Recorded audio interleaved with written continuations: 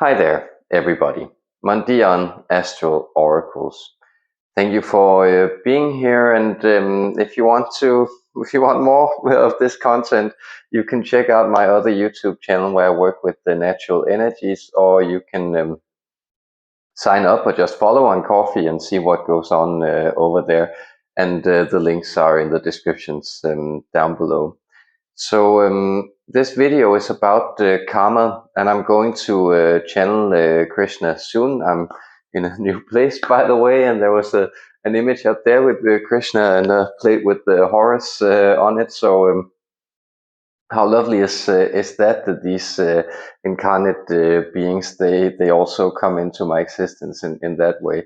And that's, of course, when we speak of let's say vibrational karmas, this what we sometimes call the law of attraction, this idea that our energy frequency, our dominant frequency, is mirrored in the experiences we have in the outside world. And often the outside world will be full of these things that are trying to connect us, make us whole again, guide us home. And that's kind of what I found personally on this Kundalini journey and journey with these energies and entities, and all that is also that it really seems like life is becoming meaningful. It really wants me to look into things and remind me that I'm guided in often quite hilarious and interesting ways. And I also get to, right now I'm in the Apennines, and the mountains are beautiful and everything. So that's simply to set a framework to remember that we are essentially often in situations, unless they are panicky or something very bad is going on, we are essentially often in situations that we just need to remind ourselves are overall positive, peaceful. But then we have often these shocks ringing through us, and some of them they can all be described as karmic shocks. So effects from the past, or circumstances that we arise from, that are feeding into our present predicament, whatever that may be.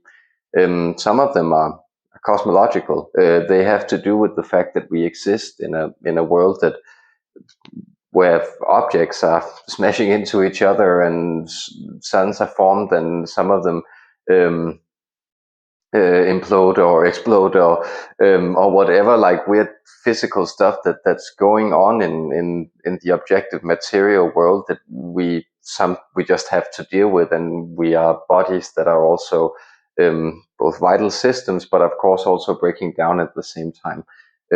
So those are some of the more impersonal karmas.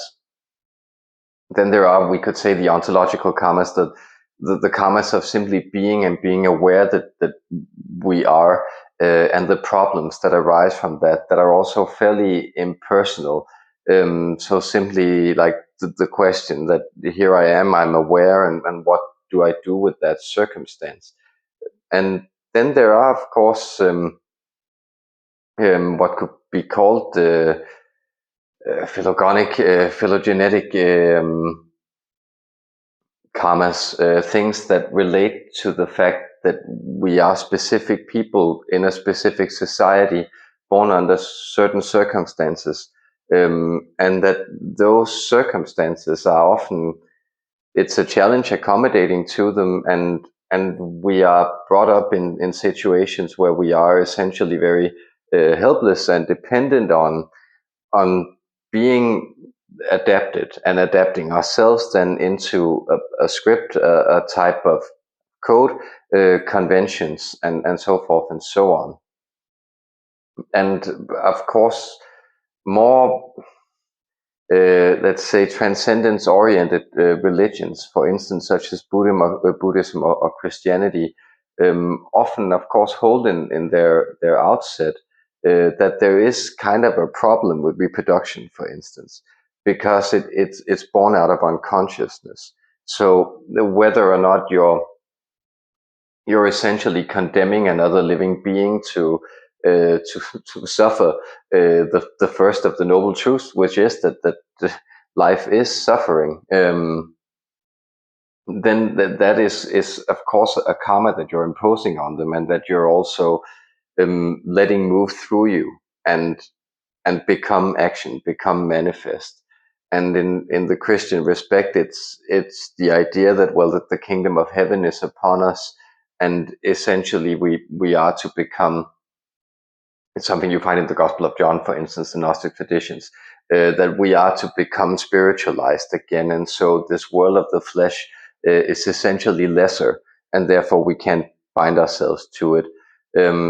Those are views that you can have, and they are quite understandable, for the very reason that living is, again, returning to the first noble truth, is essentially painful. It's full of things that we can't manage, and that cause us pain, that disrupt us, and that are deeply impermanent.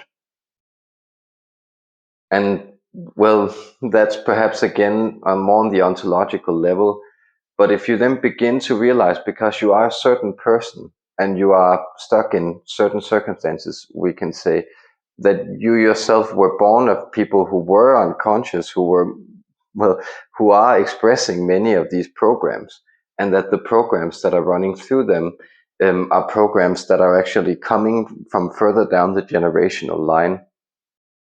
Then you also begin to perhaps feel some of the horrors of history actually moving into your existence, and and that's unpleasant. I feel to give a personal example, um, this was something that came to me at the same time when I began channeling, and was contacted a lot. I would receive some of these spontaneous realizations, a lot of them also surrounding my family line.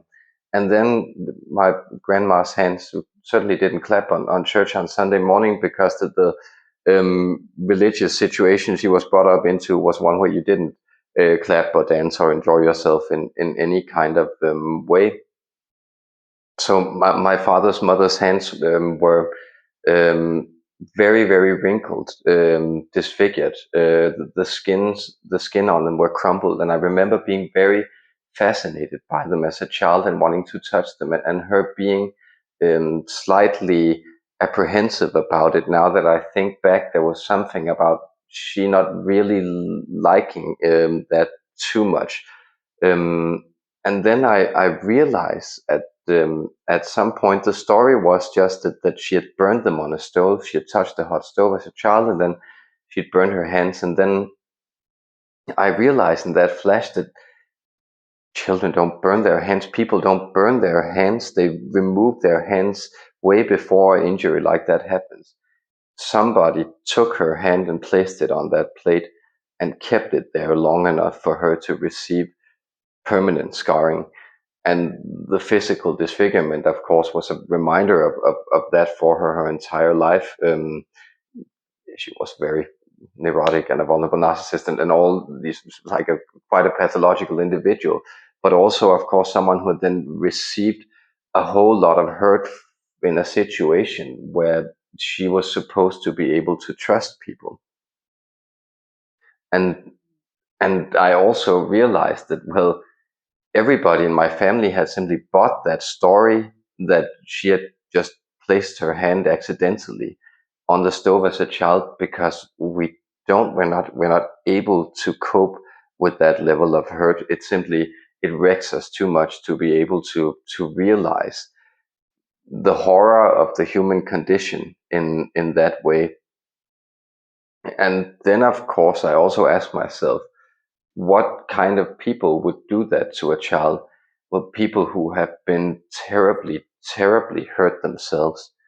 And I know she did some looking back into to the family line and stuff when she got older, and there, for instance, coming across a guy who was out herding sheep in the 1600s when the Swedes were ravaging Denmark, Germany, Central Europe. They had a real go of it there. Um, and that's, of course, another karma of my nation, that's more impersonal, that we for some reason, though we get along today, right, the Swedish are still like the inherited foe. But this guy had been picked up and then sold off into slavery or servitude in the German area, and then returned home after decades. with a wife in tow and everything. But what has happened to a person who had experienced that in the atrocities of the 30 Years' War is that has definitely not been fun, being at the hand of mercenaries at that time. And that's in no ways or means a unique story. There are so many people alive on this planet who come from, let's say, far more recent historical trauma, and often far more intense historical trauma that simply goes unacknowledged. And I've been having, because I like getting into history, but something I've been really wondering about lately is that we are almost every one of us descendants of the most successful peoples, cultures on the planet, and these are incredibly warlike cultures. So the Han Chinese, or it's said that Genghis Khan had I think it's a sixth of the world's population that is related to him indirectly. Um, or of course the British Empire, the Romans, or whoever, right? The Spanish, like the Turks. It's not in any way usually an ethnic isolate, but these are cultures who, well, for good reason, have been incredibly brutal. And if you kind of look at that, it becomes kind of horrifying to realize that, well, almost all of us, except for the very few people who are living out in the tundras or far away in the jungles, or somewhere, have been touched by this cruelty, and and that it has happened so many times that incredibly violent groups of people have moved in and eradicated, if not everyone, then often, the male population, and then repopulated the place through rape. So we all have these terrible karmas um, living through us as a species. And of course, a manifestation of it, of course, but a manifestation of it in the modern world is also the tendency towards then self-hatred, right? That we have actually built systems where we then place and isolate the individual. And so, for instance, you'll find in the so-called sort of civilized world, or the affluent parts of the world, uh, infant crib death, like these spontaneous deaths of infants, are more common and occur at a higher instance. So, of course, infant mortality rates are lower. The fact that babies will just die, for instance, are in fact higher. And these ideas that, for instance, you put your child in a pram, or you put them in a separate room, or you place them in front of a screen, or um, something similar, that are all very strong isolating influences.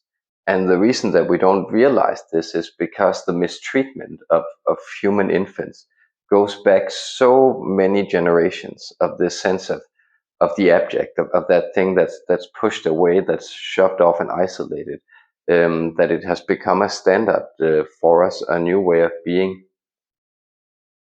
And if you made it through this fairly rough talk, this is of course not to say that we are doomed, though sometimes may often despair in that respect. But I would love to get some advice on how to settle this, how to deal with this, how to work with the human condition. And again, what is the purpose of having gone through this, seen from a higher perspective of order?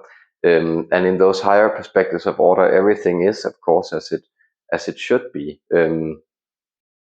So I think I'll I'll leave the dark stuff for here now, and then um, then I'll do the sensible thing of Arjuna despairing, and then hope that Krishna will give us some advice on what to make of human karma. And I hope you're doing okay out there. So much love to you.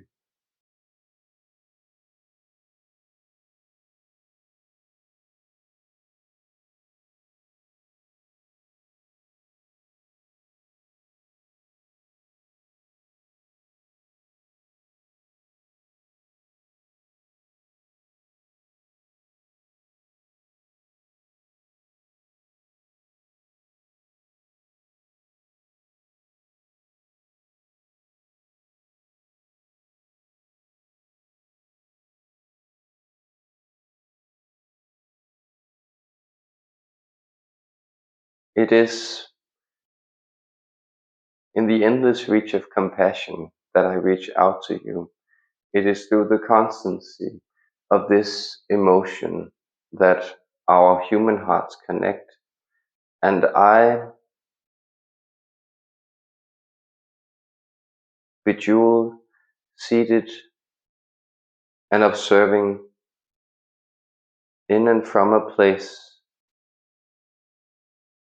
on the outside of this perturbance of existence, surrounding it with the infinite, spacious capacity of compassion, I, Krishna, I address you this day, dear humans, to address this issue of karma, to address this issue of circumstance, to address these differences of hurt and grief, to address what purpose it serves.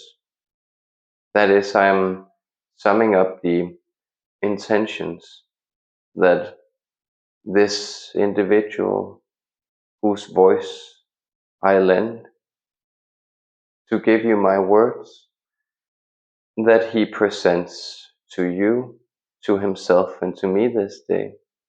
It is a dilemma of existence, and it is a conundrum that seems to lie beyond the capabilities of the unique human being to solve. That is, you may realize that there are people in your immediate surroundings who you can be kinder to, or that you can choose to act in a generosity of spirit, a generosity of the heart, an allowance of their all, both of what is seen and what is not, of the entirety of their vibration. You can allow for that. And the more you allow for that individual that is already in your life, the more they will allow for the healing processes within themselves to flow through them. This is what you sometimes call holding space. This is indeed the idea that you simply create the platform of acceptance for others. But how to do that when the wounding is in the past? It stems from the ones that have gone before you, your deceased relatives, or your more distant ancestors. How to do that when it is the culture, the society itself that is showing you ways of being that are detrimental to the inner light of you shining forward in the world.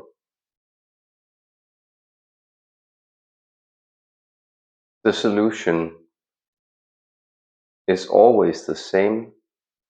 It is acceptance of what exists in any given moment, and through this acceptance there arises a distinction between what needs to be done, the dharma of the situation, the calling forward of your truth, and what needs to be seen, past, we could even say, without being acted on, the karma of the situation. This is a distinction of action. This is a distinction of doing. One is conscious, the other is unconscious. Because consciousness always heals, but it does so through strong allies of emotion. It does so through the means of sorrow. Sorrow is, and to sorrow is, I repeat myself, confusing our friend here with the transmission, a feeling that lingers, that allows also for what is beyond it to be seen, to be put into visible range. And so sorrow is always the prerequisite for grief. Sorrow is the object, and grief is the honing of that object. It is using it to light your inner blaze of flame. That is, sorrow speaks to a type of stagnancy, a distance from what exists both outside and inside, while grief is allowing for that thing to be a part of your energy system, to pass through you. This is how karma is resolved. It is resolved through the process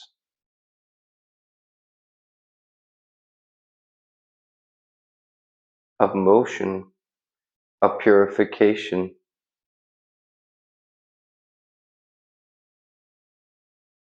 of sublimation. That is, the object becomes subject, because emotion is subjective. Notice then that I play around with your language, with these unconscious attitudes that also exist in it. Because when you say that emotion is subjective, we are aware that this would also imply that it is lesser. It is of a slighter value. It has less degree of truth than something objective would have, something that exists for everybody. But this is not the case, because as my being personifies everything, and I express the universal being that is the personhood of all that exists, so too does emotion express a higher order of reality than the dead world of objects. What do we mean by this? That is, in objective reality, things are out there, and by being out there, you refuse to let them affect your emotional body. But your emotional body is the prime perceiver. It is the first thing that engages with reality. It is where you, in the totality, is still intact. It is your emotions that feed you the truth of your experience. Therefore, you have also you have had to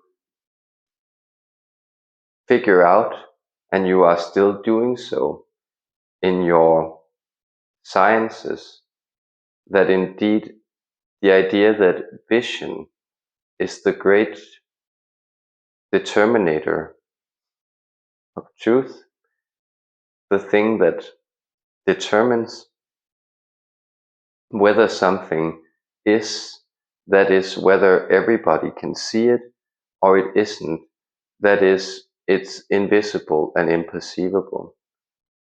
Because saying that, you also say that indeed it is only things that are so dense that they refract light rather than absorb them that are actually true, that make up the real physical universe. But you are learning indeed that the real physical universe is, as you have estimated, we can say this is even a very, very high estimation that you will have to adjust as you understand more reality.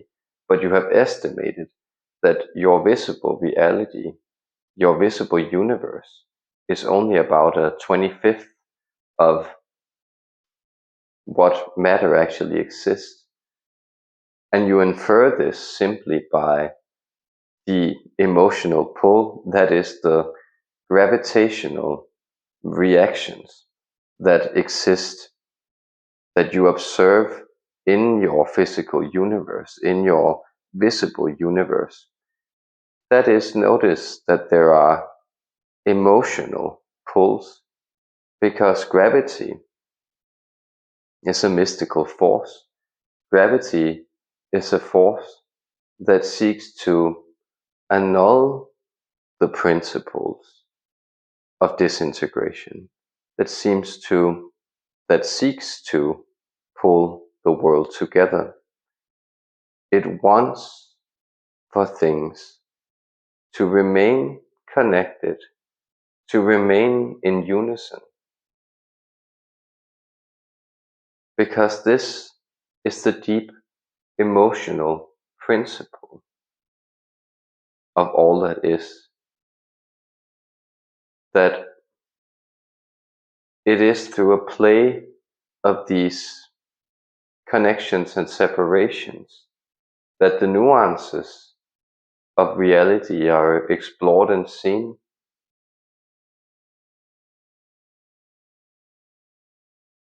But our friend here is adding that these higher dimensional perspectives, they do not necessarily offer much solace and consolation in the face of the problem being what to do with the pain, what to do with these feelings that exist within human beings, with the first noble truth that everything is suffering.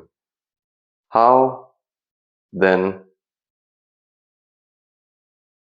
can you move into these states of acceptance, this passing of emotion, this grievous, fierce joy that is presented to you through the acceptance of everything, through the spaciousness of being?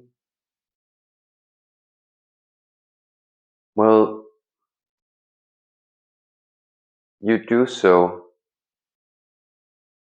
by accepting the impermanence of experience, that what again is at this moment is something else than this pain, is something else than these grievous experiences. And as soon as that moment then becomes a receptacle, but not a product of these circumstances, it widens and expands your energy field. this repeats on a personal level. This is the healing influence of joy, but of laughter, but also of tears,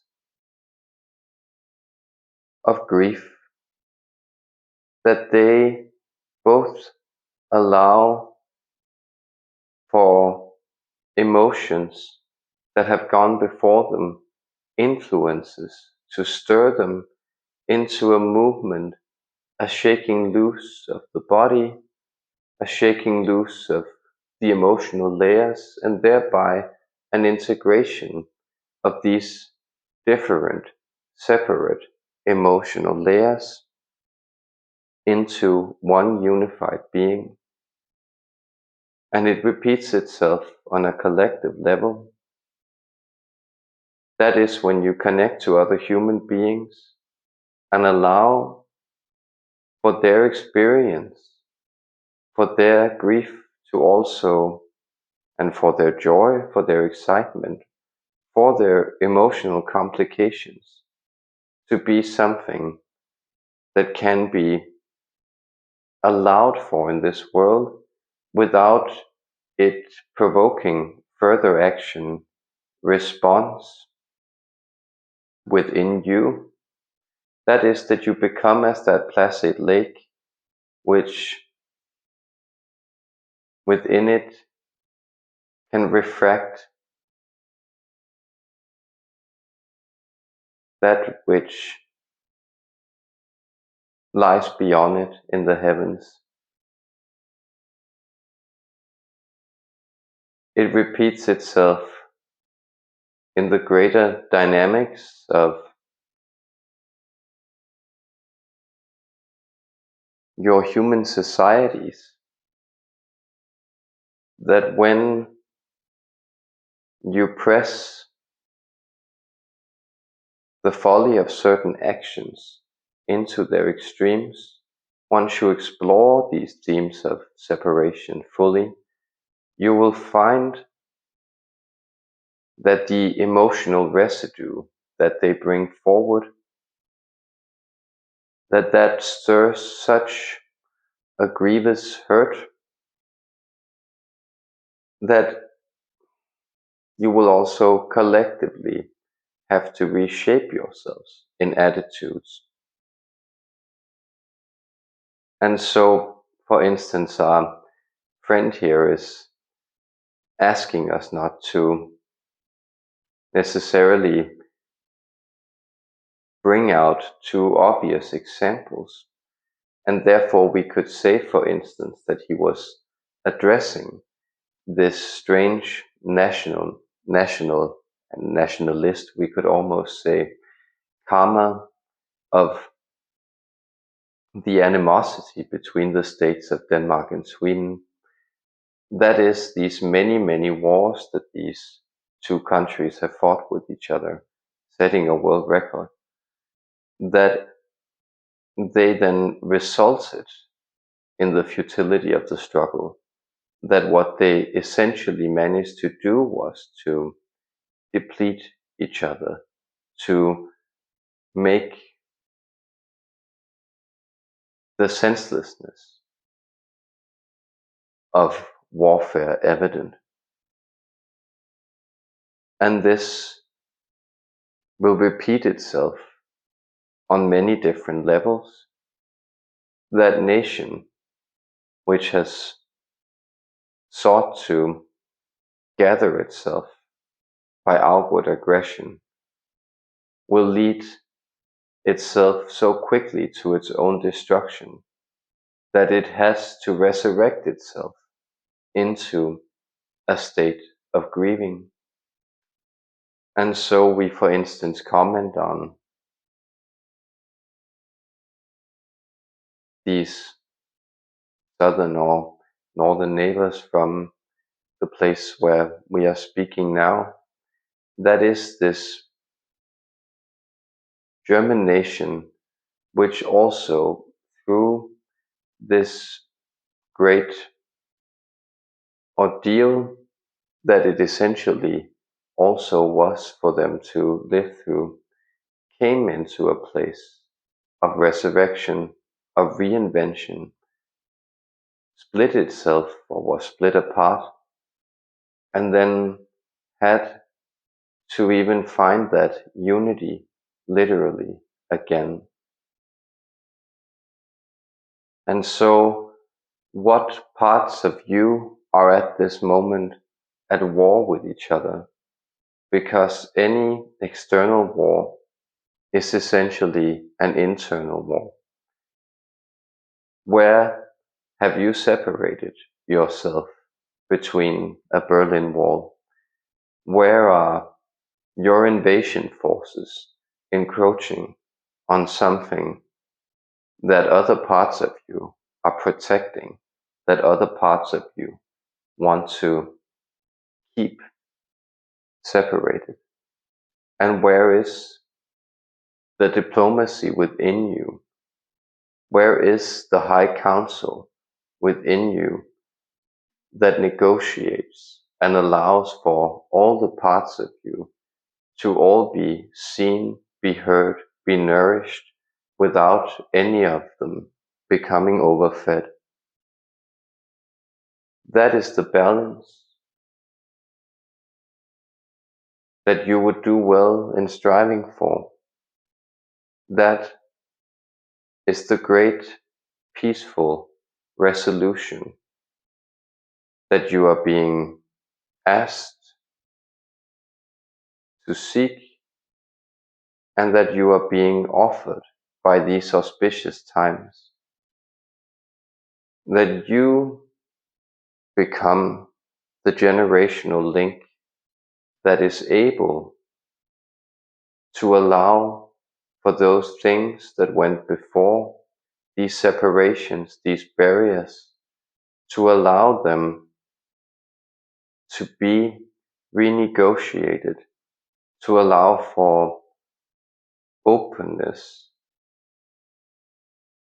to increase, to allow for all the inner boundaried states of body, mind, and energy to gain new and greater boundaries, new areas of intersection with a greater, wider universe, a universe that is made up of a deep, fierce, unyielding love of an existence that carries itself forward, forever expanding, forever opening, forever breaking apart in order to be restored anew.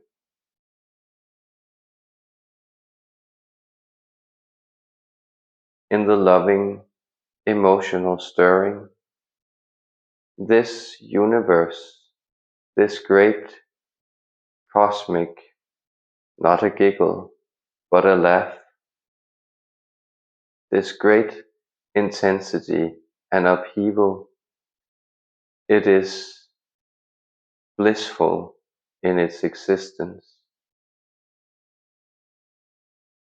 of its oneness, of its completeness, of its wholeness. And I bid you farewell this day with my deep compassion, this feeling that, invisible as it may be,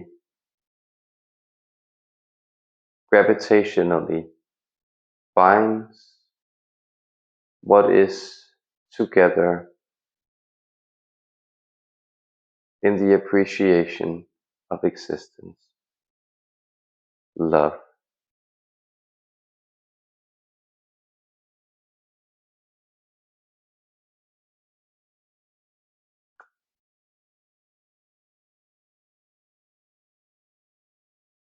I rarely have I rarely channel in ways where I can feel that like he's almost cleaning and clearing up the issues or the entities. This was very strong and powerful for me. So so thank you. I hope that help you, serve you somehow. And much love to you out there.